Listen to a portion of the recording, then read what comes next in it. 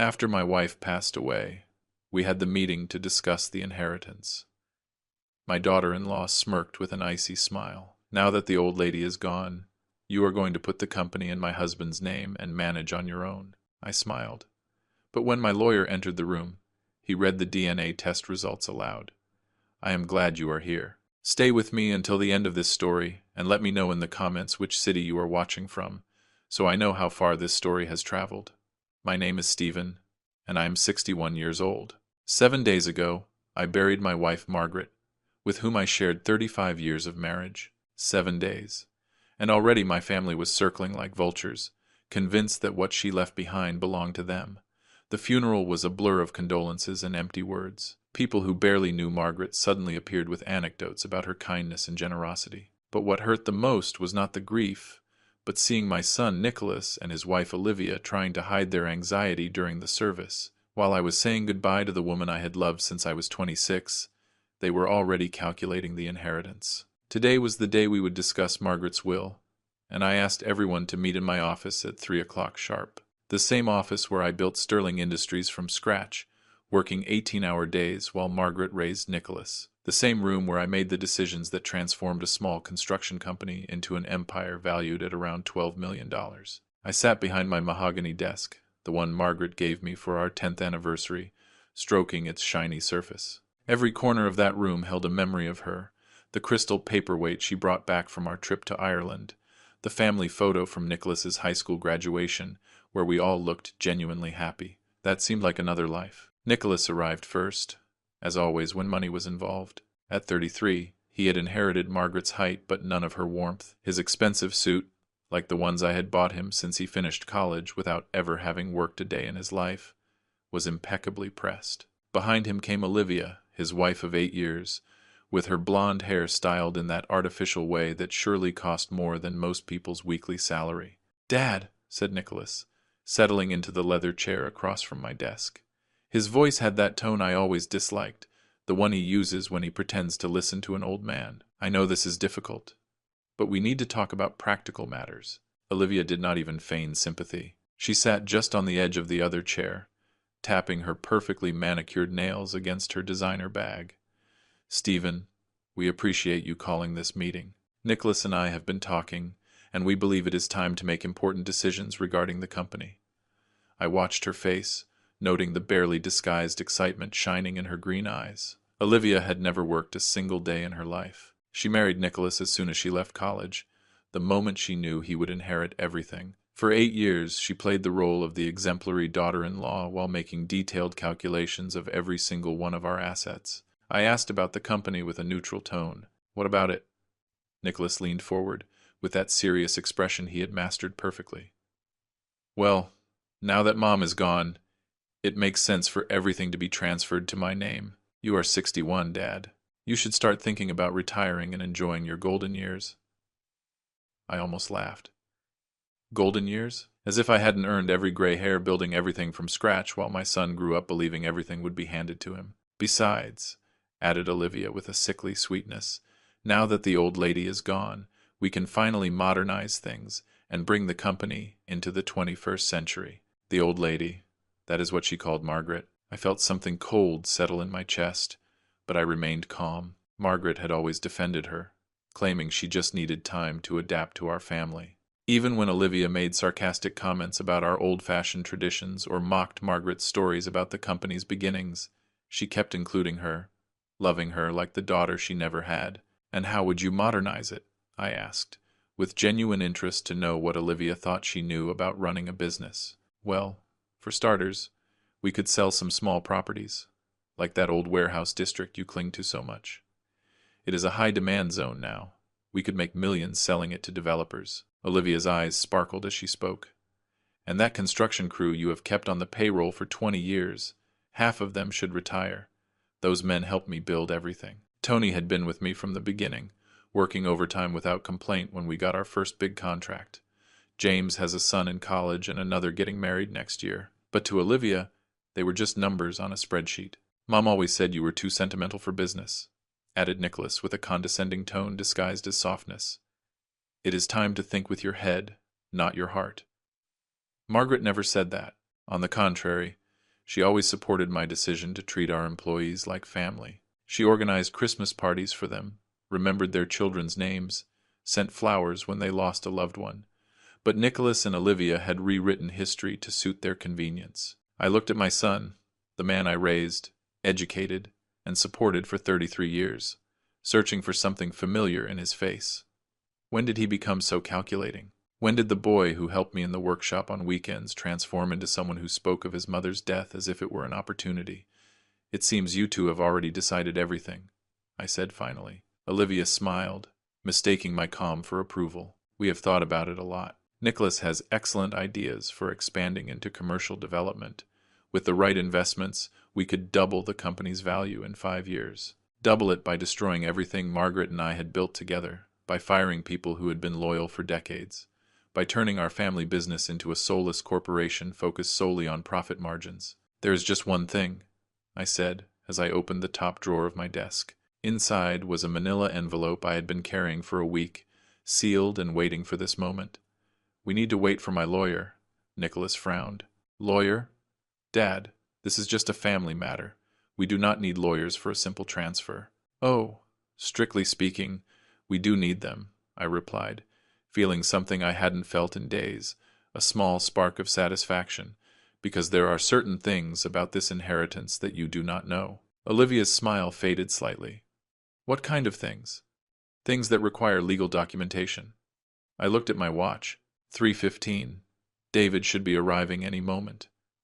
The room fell silent, except for the ticking of the grandfather clock Margaret insisted on buying for our 25th anniversary.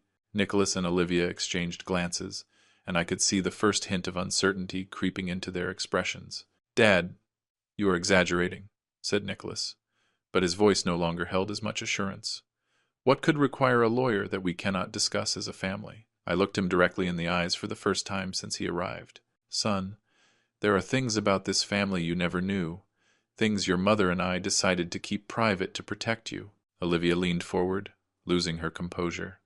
What things? The doorbell rang before I could answer, echoing through the house like a bell announcing the end of their assumptions.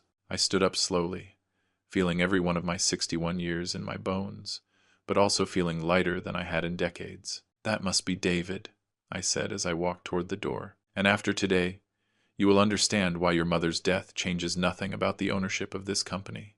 As I left them sitting in stunned silence, I heard Olivia whisper urgently to Nicholas, "What is he talking about?" But Nicholas had no answer. How could he?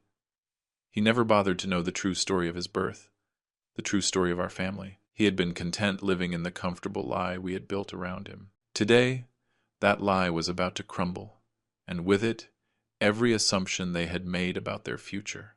David Harris had been my lawyer for 15 years, since the family's old lawyer retired. He was a sharp man, around 50, the kind who never says more than necessary but always comes prepared. Today, he carried a leather briefcase that seemed heavier than usual, and his expression was more serious than I had ever seen. "Stephen," he said as he shook my hand firmly, "I am sorry for your loss. Margaret was an extraordinary woman. Thank you, David. They are waiting for us in the office." As we walked down the hallway, passing the family photos that documented 33 years of carefully constructed happiness, I felt the weight of what was about to happen. Margaret had begged me to take this secret to the grave. "He is your son in every way that matters," she told me in our last conversation at the hospital. "Do not destroy that." But sitting in that room today, watching Olivia tarnish Margaret's memory and listening to Nicholas talk about her death as if it were a business opportunity, I knew Margaret had been wrong. There are truths that must come to light, especially when someone tries to profit from lies. Nicholas and Olivia stood up when they saw us enter. David greeted them politely, but I noticed his professional face was already in place. He knew what was coming. "David, remember my son Nicholas and his wife Olivia," I said as I settled into my chair. "Of course. Again, my condolences for the loss of your mother," said David to Nicholas, who nodded stiffly. Olivia had recovered some of her composure, but I saw her hands clenched in her lap. "Mr. Harris, we appreciate you coming, but this really is a family matter." Stephen was about to transfer the company assets to Nicholas. David's eyebrows arched slightly as he looked at me. "Ah, yes." "Actually," I replied, enjoying the moment more than I should. That is not entirely accurate. I have called you here because there are documents that Nicholas and Olivia need to review before discussing any transfer. David opened his briefcase and pulled out a thick folder. Stephen, are you sure you want to proceed with this? Once we share this information, there is no going back. Nicholas's face turned pale. What information? Dad, what is this about? I looked at my son, the boy I raised, the man I supported, the person who had just spent the last hour planning to dismantle everything his mother and I had built. Nicholas, do you remember when you were 7 and asked me why you did not look like me?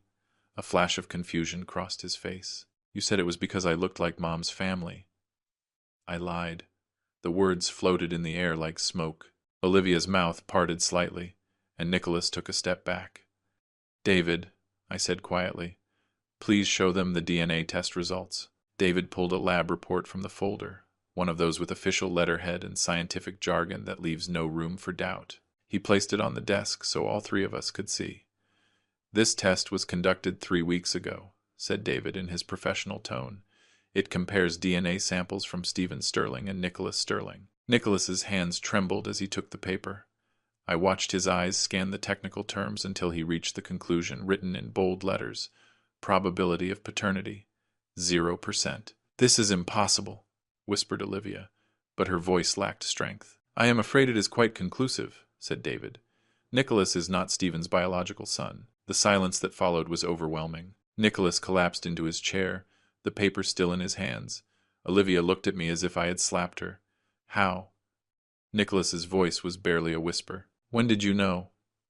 I leaned back in my chair, feeling a strange mix of relief and sadness. The secret I had kept for 26 years was finally released. I suspected it when you were 7. You were very interested in genetics at school, asking questions about eye color and blood types, so I had a test done privately. 26 years? Olivia's voice now sounded shrill. You knew for 26 years? 26 years, I confirmed. And in all that time, I did not say a word. I raised you, Nicholas. I paid for your education, your wedding, your house. I treated you exactly like a son because that is what I decided. Nicholas looked up from the paper, his eyes full of tears. Why? Why would you do something like that? It was the question I feared most, because the answer revealed how broken our family was long before Margaret's death. Because your mother begged me to, I answered bluntly. She made a mistake, Nicholas. A terrible mistake that happened one weekend, during a difficult time in our marriage. She regretted it immediately. But when she realized she was pregnant, it was already too late to change what had happened. I watched Nicholas try to process all of this, trying to reconcile the mother he knew with the woman I was talking about. Who? He asked. Who was he? A client, someone who worked with us on a project in Chicago. Margaret had gone to a conference there. I stayed behind, dealing with a crisis in construction. We were arguing about money, about the future of the company. She felt lonely, he was charming, and she made a decision she regretted for the rest of her life. Olivia remained silent, but I could see in her face that her mind was racing, calculating what this meant for her plans. The man's name was Robert Hyde, I continued. He died in a car accident when you were 12. Margaret never told him about you. As far as I know, you are his only son. Nicholas placed the paper on the table with shaking hands. So, everything I thought I knew about my life is a lie.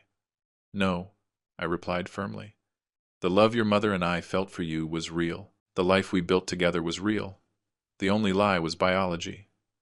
But the company, said Olivia suddenly, with a tone sharpened by panic. If Nicholas is not your son, then what happens to the inheritance? And there it was. Even in the face of the total collapse of her husband's identity, her first worry was money. David cleared his throat. Actually, that is why Stephen asked me to come today. The matter of the inheritance is more complicated than it seems. He pulled out another document, this one thicker and full of legal language and official stamps. You see, Sterling Industries was never part of any joint estate planning with Margaret. Stephen maintained sole ownership of the company throughout the marriage. Margaret's will, which was read last week, only covers her personal assets, the house, her jewelry, her individual accounts. Olivia's face went pale. What are you saying? I am saying, David continued, that the company was never destined to be inherited by Nicholas, even if he were a biological son. It has always been Stephen's decision what to do with it. Nicholas looked at me with an expression difficult to decipher. You mean that all this time, while we were planning for me to take control of the company, while you were planning, I corrected him. I never made those promises. The truth fell on them like a heavy cloak. Nicholas was not my biological son, which meant he had no blood right to anything. But more importantly, he never had a legal right. The company I built from scratch remained under my control. This is insanity, said Olivia, standing up abruptly. You cannot destroy a family like this. Nicholas has been your son for 33 years. You cannot take that away from him now. I am not taking anything away, I replied calmly. I am just stating what has always been true. The question now is what Nicholas will decide to do with this truth.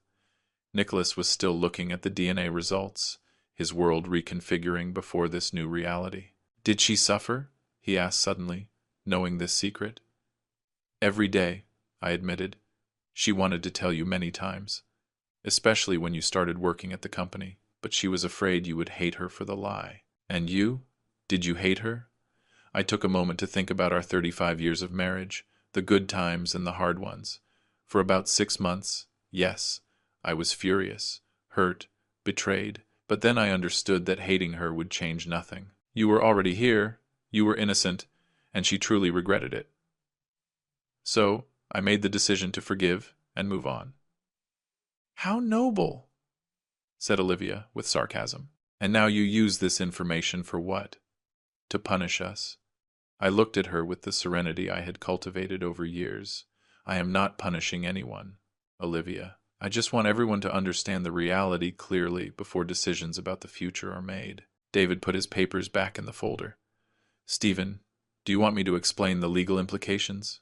Please. Nicholas, since you are not Stephen's biological son, you have no automatic inheritance rights to Sterling Industries. However, Stephen could still decide to leave you the company in his will if he wishes. That decision is entirely his. The word could hung in the air like a challenge. Nicholas looked at me with a mixture of hope and fear. What do you want from me? He asked. It was the first time in years that Nicholas asked what I wanted, instead of demanding what he thought he deserved. But before I could answer, Olivia's phone rang. She looked at it, and her face turned even paler. As she spoke in a low, urgent voice on the phone, I wondered what new complication was brewing. But, to be honest, at this point I did not care about Olivia's problems. The real question was whether Nicholas could handle the truth about his life, and even more importantly, if he could become the man his mother and I had always dreamed he would be. But, by the way he looked at that DNA test, I sensed we were about to discover how deep his character really went. Olivia's call lasted exactly 4 minutes and 37 seconds. I know because I kept watching the clock on my desk, noting how her tone became more tense with every passing second. When she hung up, her face had a grayish tint that made her expensive makeup look grotesque. Is everything okay? I asked. Although her distress was evident, she forced a smile that did not reach her eyes. Just a friend calling to talk about Margaret's wake. Nothing important. It was a lie. I have spent 40 years watching people lie to me in business, and Olivia has never been good at faking it. But I decided to let it slide, for now. There were more urgent matters to attend to. Nicholas still had the DNA results in his hands, skimming the pages as if the words would change if he looked at them long enough. The boy I raised had always been like that, unable to accept a painful truth until it hit him head on. Nicholas, I said gently, I know this is a hard blow, but we need to talk about what this means for the future. He looked up, his eyes red but tearless. What future? Everything I thought I knew about myself is a lie. Not everything, I insisted. The man you have become, the education you received, the opportunities you had, all of that was real. The love your mother and I gave you was real. And the inheritance? Interrupted Olivia with a sharp tone, barely disguising her panic. If Nicholas is not your biological son, then legally, said David while reviewing his notes, Nicholas has no automatic right to anything. However, that does not prevent Stephen from deciding to leave him something if he wants to. I stood up slowly, my back tense from the afternoon's burden. I walked to the window and looked at the gardens Margaret tended with such care for over 30 years. The rose bush where she spent countless hours, the oak tree we planted when Nicholas finished high school, the gazebo where we had family barbecues every summer. "There is something else you both need to know," I said without turning around. "The company was never in danger of being inherited by just anyone." I heard Olivia hold her breath behind me. "What do you mean?" asked Nicholas. I turned to face them, hands clasped behind my back. "Sterling Industries has been a trust for 15 years. When the company's value reached $5 million, Margaret and I decided to establish the trust. This mechanism guarantees that the business continues to operate under specific guidelines, no matter who is in charge." David nodded as he pulled out another document. "The Sterling Family Trust includes very precise clauses regarding succession. Stephen acts as the primary trustee, but the final beneficiaries and conditions for inheriting are clearly detailed." Olivia leaned forward, knuckles pressed white against the arms of the chair. "What conditions?" "The trust requires that any successor demonstrate an authentic commitment to the company's values and its workers," I explained. "They must work at least 5 years in a significant role within the company, not simply as a figurehead. They have to show financial responsibility, act ethically, and understand that this company exists to serve the community, not just to generate profits." Nicholas's face lost color. 5 years of actual work?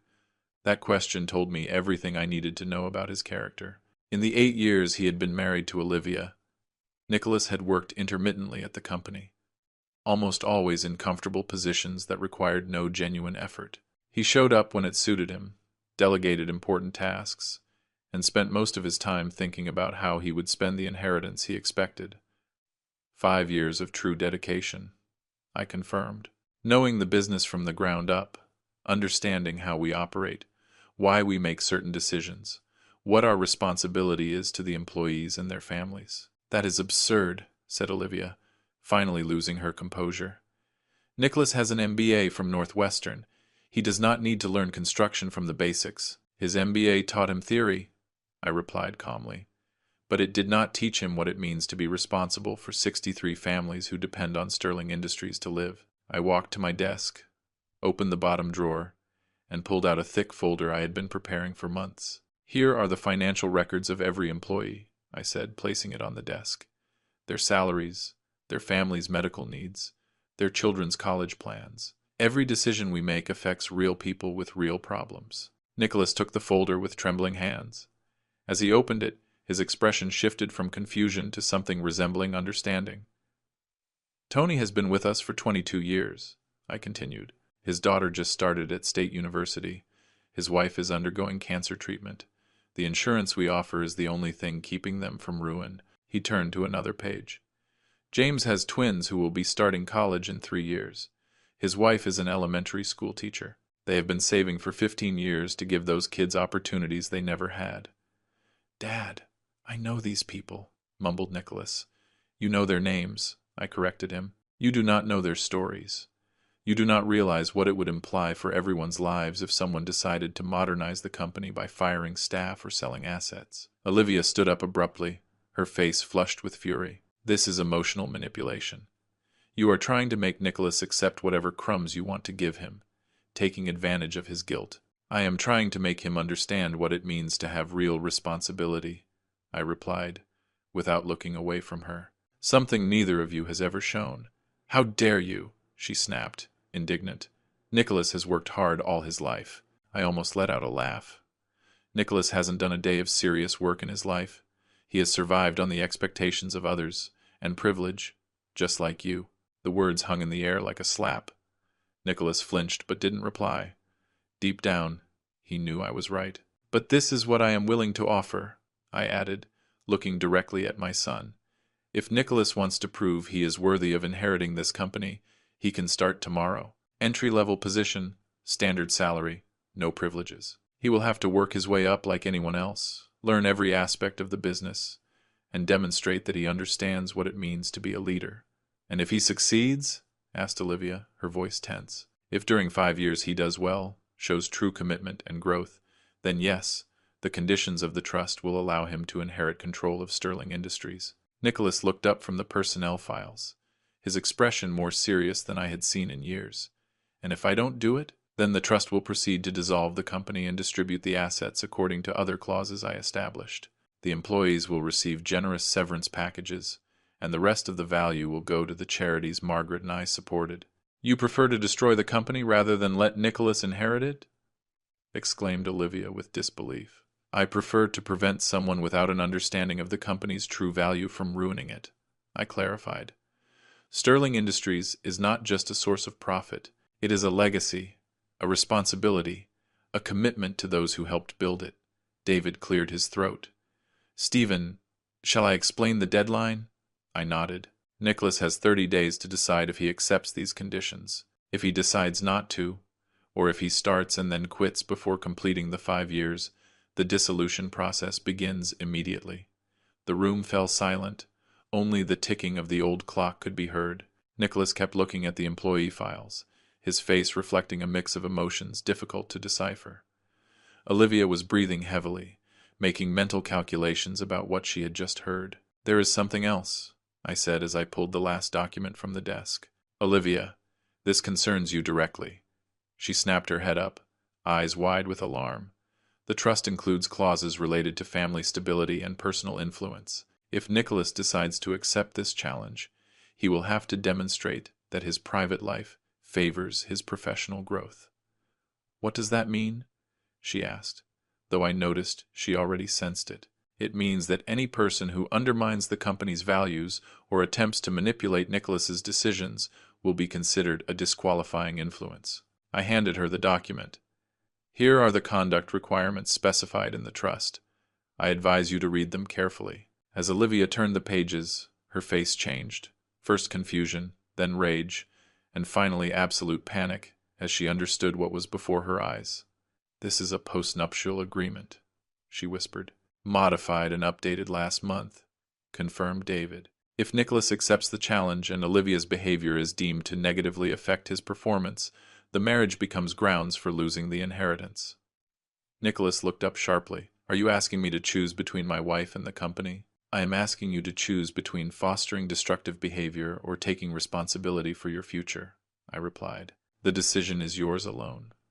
But seeing Olivia's face twist as she realized her 8 years of marriage might be worth nothing, I knew the real test was just beginning. The question wasn't whether Nicholas would choose the company over his wife. The question was whether he would have the courage to choose the man he could become over the boy he had always been. And by the way he observed the employee files, studying the faces of those who depended on his decisions, I believed there was still hope. But Olivia's next words broke that fragile thread of optimism. Nicholas, she said with a voice as low as it was lethal, we need to talk, in private. And I understood that the real battle for my son's soul was about to begin. Don't even dream of it, said Olivia with a tone as sharp as a knife's edge. Nicholas, we are not going to discuss family matters in front of him. The way she said him, referring to me as if I were a stranger and not the man who raised Nicholas for 33 years, told me everything I needed to know about where this conversation was going. Olivia, said Nicholas quietly, still holding the files. Maybe we should listen to Dad before making a decision. Your father. She laughed, but without a shred of humor. Nicholas, he just told you he is not your biological father. He has lied to you your whole life and now wants to use that to manipulate you. I watched my son's face closely, looking for signs of how her words affected him. Nicholas had always been vulnerable to Olivia's manipulations, but something in his expression suggested the DNA revelation had shaken him more than she imagined. Lying was a form of protection, I said calmly, just like every sacrifice Margaret and I made all these years. Sacrifice? Olivia's voice rose a pitch. You mean the sacrifice of paying for the best schools, or the sacrifice of giving him a position in your company without him having to earn it? Those kinds of sacrifices? David shifted uncomfortably in his chair. Perhaps I should let you speak in private. No, I said firmly. Stay. I want a witness for the threats that are about to come. Olivia's eyes flashed with fury. Threats? Who is threatening? The one trying to blackmail his own son into doing 5 years of hard labor is you. I am offering him the opportunity to earn something of true value, I corrected. Something no one can take away from him. Something he should have inherited unconditionally, she retorted, if you hadn't decided to play God with DNA tests and legal technicalities. Nicholas put the papers on the table and looked at her with an expression I had never seen, a mix of disappointment and something resembling recognition. "Olivia, stop," he said quietly. "Stop." She turned toward him. "Nicholas, he is manipulating you. Don't you see? He drops this bomb about your paternity and then, like magic, offers you a way to earn what was already yours. It is a psychological strategy. I had to admit, she wasn't entirely wrong about the manipulative part. I had chosen this moment intentionally to reveal both the DNA results and the trust conditions, but her interpretation of my motives was completely wrong. "Do you think this is about control?" I said to Olivia. "Actually, it is about freedom. I am giving Nicholas the chance to prove to himself that he is capable of more than any of you believe." "Freedom," she laughed sarcastically. "You call 5 years of physical labor under your orders freedom? 5 years learning to stand on his own feet without help or privileges is freedom," I said, something he has never experienced. Nicholas remained silent throughout the argument, looking back and forth between his wife and me as if following a tennis match. But I noticed a change in his face, a growing awareness that this conversation went beyond a simple inheritance. "Nicholas," said Olivia with a suddenly soft and calculating voice, "think carefully about what he is asking you. He wants you to give up everything we have planned, everything we have worked for, to prove something to a man who already confessed he is not even your real father." That was like a physical blow to Nicholas. I saw him shrink, saw the pain drawn on his features. "He raised me," said Nicholas quietly. "Biology does not erase that, does it?" insisted Olivia. "Nicholas, your biological father could have also been a successful businessman. You may have inherited skills, talents, contacts that would be more useful to you than spending 5 years crawling through construction sites." I felt an icy rage growing in my chest. She wasn't just trying to turn Nicholas against me. She wanted to rip out everything that defined him by the roots. Robert Hyde was a mediocre marketing executive who died drunk behind the wheel of his car, I said, with a voice that cut through her fantasy like a knife. He left no company, no inheritance, no legacy whatsoever, except a son he never knew existed. Olivia's face turned pale, but she quickly recovered her composure. "Then Nicholas is better off without either of you controlling his life." "What exactly are you proposing?" asked Nicholas. She turned fully toward him, taking his hands. "We leave. Tonight. We take what we have and move somewhere else. Start over. You do not need to prove anything to anyone." "With what money?" asked Nicholas. "Everything we have comes from Dad. The house, the car, even our accounts are linked to Sterling Industries." "We will see how we resolve it," she said, but the desperate tone was already leaking into her voice. "You are smart. You have degrees. You can get a job anywhere." Nicholas observed her for a long moment, and I had the impression that for the first time in years he truly saw his wife, no longer as that supportive partner she pretended to be, but as the woman who preferred to see him fail on his own rather than succeed under my guidance. "What job, Olivia?" he asked quietly. "Doing what? I have an MBA and 8 years going to an office where I never learned anything worthwhile. Who is going to hire me with a salary sufficient to maintain the lifestyle you are accustomed to?" She dropped his hands as if she had been burned. "So you are going to let him control you forever?" "I am going to consider the opportunity to earn something for the first time in my life," replied Nicholas, with a voice becoming firmer. "Maybe I will discover who I really am when I do not depend on someone else's work." I felt a spark of pride in those words, the first true hope in years that perhaps my son really had inherited something valuable from me. Not genes, but character. "Nicholas," said Olivia with a desperate tone, "think about what you are saying. 5 years in construction, physical labor, that is not your thing." "And how do you know who I am?" asked Nicholas. "And how do I know who I am? I have never truly tested myself." Olivia's phone rang again, with that same urgent tone as before. This time she rejected the call, but not before I saw the color drain from her face. "Who is calling you?" asked Nicholas, noticing her reaction. "It is nothing," she replied quickly. "My sister exaggerating about the wedding." Another lie. Olivia's sister had married 3 years ago.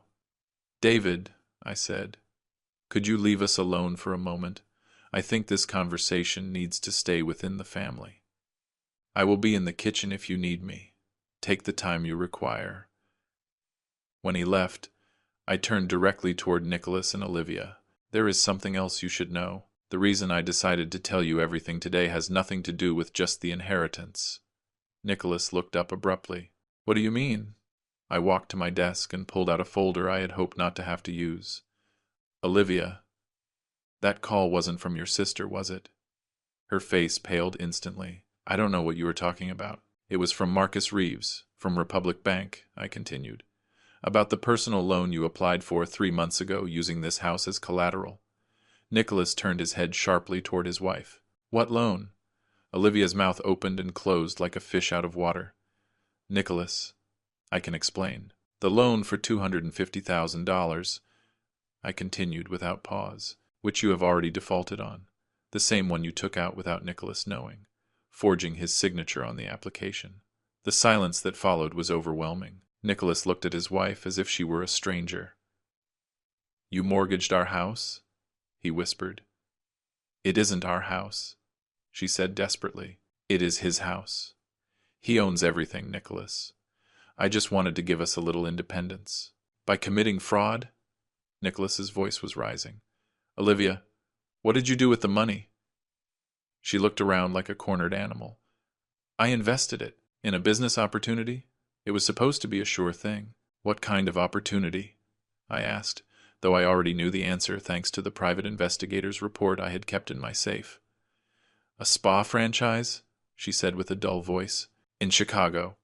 My friend Carla said we could triple the investment in 6 months. Nicholas covered his face with his hands. Olivia, tell me you didn't lose $250,000 in a pyramid scheme. Her silence was the only answer he needed. The bank wants its money, I said quietly. They called me this morning because they cannot get a hold of you. The foreclosure process starts Monday. Nicholas looked at me with absolute desperation. Dad, I didn't know anything. I swear. That is why I am willing to make you a proposal. Both stared at me. I will pay the debt, I said. All of it. But only if Nicholas accepts the 5-year challenge. And only if Olivia accepts certain conditions. What conditions? She asked, though her voice already revealed she feared the answer. That you go back to school and get a job. A real job, not a business venture pulled from a dream. You are going to attend financial counseling to learn how to handle money responsibly. And never, under any circumstances, do you use an asset linked to this family as collateral for anything without written permission. Olivia's face went from rage to shame, and then to an expression close to fear as she realized all her alternatives had vanished. And if we refuse? Asked Nicholas. Then you declare bankruptcy, lose the house, and start over with only the clothes on your back. I replied calmly. You decide. Nicholas looked at his wife, then at me, then at the employee files still scattered across my desk. I could see he was evaluating his possibilities. Perhaps for the first time in his adult life, forced to make a decision based on facts and not illusions. I need time to think about it, he said finally. You have until tomorrow morning, I told him. The bank wants an answer before close of business Monday. As they left, Nicholas walked as if stunned and Olivia practically shook with anger. I wondered if I had just saved my son or condemned him. But seeing him pause at the threshold to look once more at the files, I thought that maybe, just maybe, I had given him the push needed to mature once and for all. Time would tell if it was enough. Nicholas didn't call that night nor the next morning. By 10 o'clock Sunday, I began to wonder if he had followed Olivia's advice and disappeared. It wouldn't be the first time he ran from a difficult decision, although this one would undoubtedly be the most costly. I was having my second cup of coffee when I heard a car in the driveway. Through the kitchen window, I saw Nicholas get out of his BMW alone, without Olivia. That could be a very good sign, or a terrible one. He knocked on the door, which seemed strange to me, since he always entered without announcing himself before. I opened it and found a son who seemed to have aged 5 years in one night. His clothes were wrinkled, his hair messy, and deep circles under his eyes revealed a whole night battling demons I knew too well.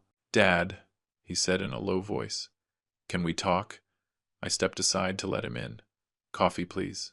We sat at the kitchen table where Margaret had served thousands of meals over the years, where she helped Nicholas with homework, where we talked about everything from his first girlfriend to his career plans. The same table where she cried when I confronted her about that infidelity 34 years ago. Where is Olivia? I asked, pouring him a cup. Nicholas looked at the coffee as if he would find answers there. At her mother's house. We had a conversation last night, a very long one. I can imagine. He looked up with eyes that painfully reminded me of Margaret. She knew who my real father was. I felt my stomach flip. What? She has known for 2 years? She hired a private investigator when we started having money trouble. She thought if she could prove I wasn't your biological son, she could directly contest your will, cut you out of the equation completely. I set the coffee cup on the table harder than necessary. What did she do? The investigator found Robert Hyde's death certificate, located people who knew him and Mom. Olivia has been planning this for 2 years, Dad. She married me, believing she would inherit everything, and when that became uncertain, she decided to take control on her own. The betrayal I felt wasn't for me. It was for Nicholas, who had just discovered his wife had married him for money and stayed for the same reason. The loan, I said, realizing suddenly. She applied for it because she thought she could force a settlement before you inherited anything legitimately. Nicholas nodded, visibly affected. She was going to use that money to hire lawyers and fight the trust. She believed if she could prove you weren't my father and that you had violated inheritance laws somehow, a judge would force an immediate transfer of assets. But she lost the money in a scam. Carla Montiel is not her friend, said Nicholas bitterly. She is a con artist who organizes fake investments targeting desperate housewives. Olivia found her online and believed she was smarter than all the other victims. I watched my son's face, trying to understand how he was digesting this avalanche of truths. And how are you handling it? Nicholas let out a joyless laugh. My wife married me for an inheritance she was never going to receive, based on a father I never actually had, using information she kept secret while planning to destroy the relationship with the only true father I have ever had. How do you think I am handling it?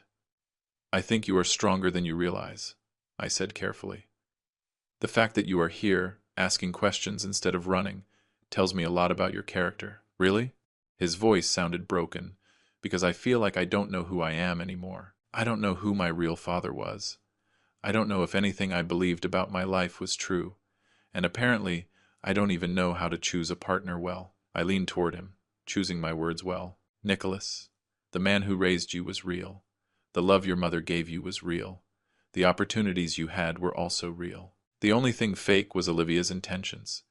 He remained silent for a long time, looking out the window toward Margaret's rose garden. She wants me to confront you. She says, if I accept your challenge, I will be letting you control me for another 5 years. And what do you think? I think. He paused, struggling to express it. I think I have been controlled my whole life. First the expectations, then the comfort, then Olivia's ambitions. Maybe it is time to discover what I am capable of when I fight for something that really matters. I felt something I hadn't experienced in years, true pride for my son. It isn't just about proving something to me, I told him. It is about proving something to yourself. Nicholas nodded slowly. I know. That is why I am going to accept it. I felt immense relief, but kept my voice steady. And Olivia? His expression changed with a determination I had never seen. Olivia has to make a decision.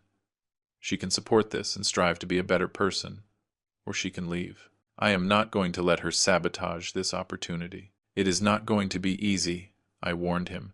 She has spent 8 years betting on a specific idea of your future. An idea built on lies and deceit, replied Nicholas. Dad, she forged my signature. She committed fraud using our house as collateral.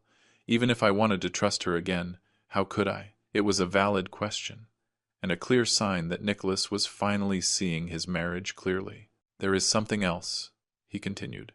Something I need to tell you before starting this challenge. I waited.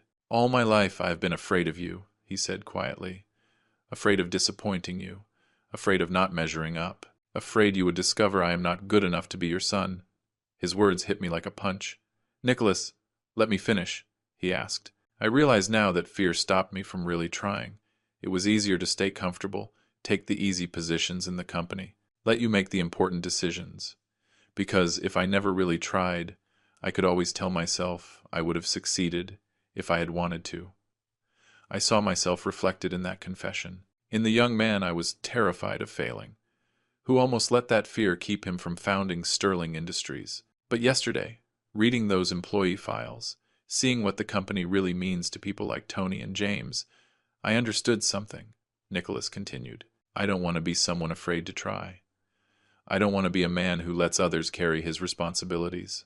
That requires courage, I said. Maybe I inherited a little of that courage of yours, said Nicholas with a small smile. Even if it isn't genetic. We stayed for a while in comfortable silence, each processing the weight of what had just changed between us. When do I start? He asked finally. Tomorrow at 6 in the morning. We start with the Riverside project. It is a new commercial construction needing foundation work. You are going to work with Tony's crew. Nicholas nodded. What do I tell them about why I am there? The truth. That you are learning the business from the bottom because you want to understand what it really means to build something. And if they think I am just playing, that I am sightseeing for a few weeks, I smiled. Then you are going to have to prove them wrong. Every day.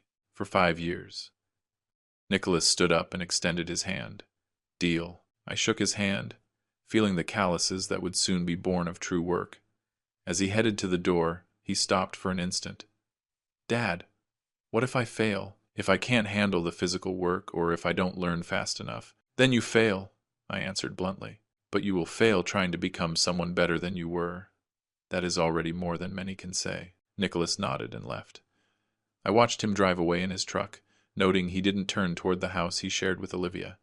Instead, he headed downtown, probably looking for an apartment to start his new life, far from the weight of her expectations. An hour later, my phone rang. Olivia's number. Stephen. Her voice was tense, held back by rage. I want to talk to you. About what? About how you are destroying my marriage. I almost laughed. I didn't forge any signature nor lose $250,000 because of a con artist. You manipulated Nicholas with that DNA test. You knew that would turn him against me. I told him the truth. What he does with that information is his decision. He is leaving me, she said, her voice breaking. 8 years of marriage and he is throwing it all away because you have convinced him he has to prove something. Olivia, I said gently, Nicholas isn't leaving you because of me. He is leaving you because you betrayed his trust in the deepest way. I did everything for us, she screamed. Everything I did was to secure our future. Everything you did was secure your future, I corrected. Nicholas was just the vehicle you thought to use. She kept silent for a long time, and when she spoke again, her voice was different, lower. What if I ask for forgiveness? What if I try to fix it? Can you fix it? I asked. Can you return the trust you broke, undo the lies you told and the fraud you committed? I can try. Then try, I told her. But don't expect him to make it easy for you. Trust, once broken, is the hardest thing to rebuild. After hanging up, I sat at the kitchen table for a good while, thinking about trust, truth, and the price we pay for both. Margaret had broken my trust once and spent 34 years rebuilding it. Nicholas broke it being negligent with the opportunities I gave him. But he was starting the hard road to recover it. Whether Olivia would do the same remained to be seen. But for the first time in years, I felt hopeful about the future. Not because I knew how it would all end, but because I finally believed Nicholas had the strength to face whatever came. The real test would begin at 6 in the morning the next day, when my son learned what it means to earn something that cannot be lost. 5 years and 3 months later, I was standing in the same office where everything had changed, but this time the atmosphere was completely different. Nicholas sat across from my desk, but he was no longer the same man who had demanded his inheritance that day after Margaret's funeral. His hands were weathered now, his shoulders broader from physical work. There was an assurance in the way he sat that is only earned with time and effort. He spoke of the Henderson project, which was not only delivered ahead of schedule but also cost less than budgeted, reviewing the quarterly reports with a meticulousness I had never seen in him before. Tony says it is because, finally, we managed to get the office and the site crews to communicate for real. I smiled hearing that. Tony had been full of doubts when Nicholas first arrived at his crew, expecting to run into another spoiled kid who would disappear as soon as the real work began. But instead, Nicholas spent 6 months learning to read blueprints, mix concrete, and differentiate between theory and real hard work. The most valuable thing was that he learned to listen to men who had been doing this for more years than he had been alive. And the expansion in Riverside? I asked. It makes a profit, but barely. We could increase the margin by reducing labor costs, but I don't recommend it. James's team has been with us for 8 years. They know their trade well. They are efficient, and their loyalty is worth much more than the few thousand we would save hiring cheaper people. There was the understanding that had taken him 3 years to develop, that Sterling Industries was not just about numbers and reports. It was about relationships, about commitment, about building something that lasts. Good analysis, I told him. What do you propose for next year? Nicholas leaned back in his chair, with a gesture so similar to one of mine it squeezed my chest. Controlled growth. Take projects that challenge us, without overloading our resources. Invest in training our current teams, instead of adding quantity without quality, and maintain the profit-sharing program, even if that means less compensation for executives. 5 years ago, Nicholas didn't even know we had such a program, much less why it was important. Now he defended it, even if it cost him personally. Looks like you learned something about leadership, I commented. Nicholas smiled modestly. I learned that leadership has nothing to do with having authority. It has to do with earning the right to guide those who trust your judgment. I opened the bottom drawer of the desk and pulled out a folder I had kept for just this moment. This arrived yesterday. Nicholas took the papers, and upon reading them, his eyebrows raised. Transfer documents. As of today, you are the owner of 51% of Sterling Industries, I told him. Congratulations, son. The word son continued to have weight between us. Even after 5 years trying to understand what it meant, Nicholas had never tried to contact Robert Hyde's family, nor showed interest in exploring that part of his history. You raised me, he told me once during his 2nd year of the challenge. That makes you my father in everything that matters. Nicholas stared at the documents for a long time. Dad, I need to ask you something, and I want you to be honest. Always. Did you always plan to leave me the company, even before I proved anything? I had spent months fearing this question, knowing it would come sooner or later. No, I replied frankly. When I drafted the trust, I honestly didn't know if you would accept the challenge or if you would achieve it. The dissolution clause wasn't an empty threat. I was willing to close the company, rather than leave it in the hands of someone who didn't understand its value. Nicholas nodded slowly. Good. That makes sense of all this. We remained in a quiet silence, both understanding that this moment marked the end of one relationship and the start of another. For 5 years I was his teacher and evaluator. Now I was simply his father and partner. There is something else, said Nicholas. Olivia and I finalized the divorce last week. I wasn't surprised. They had been separated for 4 years, since Nicholas refused to abandon the challenge, and Olivia refused to accept the conditions I imposed to settle her fraudulent loan. Finally, she declared bankruptcy and moved back in with her mother, spending the last few years working as a receptionist in a dental clinic while studying at a community college. How do you feel about that? I asked. Relieved, he answered honestly. I kept hoping we could rebuild something, but you can't build on lies. She never really loved me. She loved what she thought I represented. Have you heard from her lately? Nicholas's expression darkened a bit. She called last week, right when the divorce was finalized. Apparently, she is engaged to her bankruptcy lawyer. She wanted to congratulate me for finally getting what I always wanted. I felt a flash of anger at Olivia's pettiness, but Nicholas seemed unperturbed. The funny thing, he continued, is that she still doesn't understand what I really wanted. It was never about the money or the company. It was about knowing I could earn something worthwhile. A knock on the office door interrupted us. Come in, I said. Tony entered, with freshly cleaned work boots and a wide smile that hadn't left his face since Nicholas was promoted to project manager 3 years ago. Excuse the interruption, Mr. Sterling, but I wanted to congratulate Nicholas for making it official. He approached Nicholas and shook his hand firmly. 5 years ago I thought you were just another rich kid playing. I was wrong. You have earned your place here. Thanks, Tony. That means more than you imagine. After Tony left, Nicholas looked at me again. I have a proposal. I am listening. I want to create the Margaret Sterling Foundation, a non-profit organization that grants college scholarships to children of construction workers and manual laborers.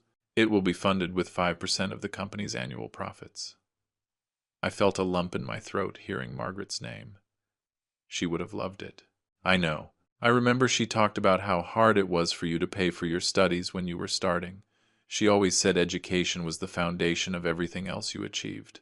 She was right. Margaret worked in 2 different places to help me finish my degree. She gave up her own academic dreams so I could reach mine. A foundation in her name, helping other families avoid those kinds of sacrifices, seemed like the perfect tribute. I will ask David to prepare the documents, I said. As the afternoon went on, we talked about plans for the company's future, the foundation's structure, and Nicholas's vision for growth. But behind the business talk was something deeper, a mutual recognition that we were no longer the same people as 5 years ago. I was no longer the controlling father, afraid to let go of the reins. Nicholas was no longer the arrogant son, afraid of failing. We had reached a relationship based on mutual respect, not obligation or expectations. "Dad," said Nicholas as we finished, "I want you to know something. These 5 years weren't just to prove I could handle the company. They were also to prove I could be the son you and Mom deserved. You were always that son," I replied quietly. "You just needed to discover it on your own." When Nicholas left that night, carrying his first official report as majority owner of Sterling Industries, I knew Margaret would be proud of both of us. Not because Nicholas had inherited the company, but because he had inherited something even more valuable, the awareness that there are things in life that are not given, they are earned. 2 months later, I was standing in the backyard where Margaret's roses bloomed in all their summer splendor, watching Nicholas coordinate the inaugural scholarship ceremony of the foundation. He moved among the workers naturally, respected but accessible, trusted because he had earned that trust. The young man who once demanded his inheritance no longer existed, and in his place was a man who understood that the best things in life, respect, trust, love, purpose, are not inherited. They are earned with honest days, one after another. And as I watched him, surrounded by people who chose to follow him because he proved to them he deserved their loyalty, I knew Margaret and I had achieved the most important task of our lives. We had raised a son who understood that true wealth had nothing to do with what one possesses, but with what one has earned the right to build. The company was in good hands. More importantly, Nicholas had finally found the way back to himself, and that was the inheritance no will could leave. Now I am curious about you, listening to my story. What would you do if you were in my place? Have you experienced something similar? Leave it in the comments, and meanwhile, on the final screen I leave you 2 stories that are channel favorites and will surely surprise you. Thanks for watching until here. I see you in the next video. There are many things I learned in these years, but if I had to leave you with just one, it would be this. Not everything inherited is worth it, and not everything earned comes with money. True wealth is in character, in honesty, in the ability to build something with your own hands and sustain it with your values. I raised a son who wasn't mine by blood, but by choice, by love, and by commitment. And that taught me that being a father is not a matter of biology, but of presence. I also understood that we cannot protect those we love by hiding the truth. Sooner or later, the truth finds its way. It hurt, yes, seeing how selfishness can disguise itself as family, and how money brings out the worst in some. But it also comforts me to know that, when faced with the truth, some choose to mature, grow, transform. If you had been in my place, what would you have done? Would you have revealed the truth? Would you have given a chance to someone who betrayed you? Would you have risked everything to shape a son, or would you have let him go? I am looking forward to reading your answers, knowing what you think, because your experience also matters. This channel is a space to heal, to reflect, to share our battles and our small victories. May God bless your path, your family, and your truth. Thanks for staying until the end. I will read you in the comments.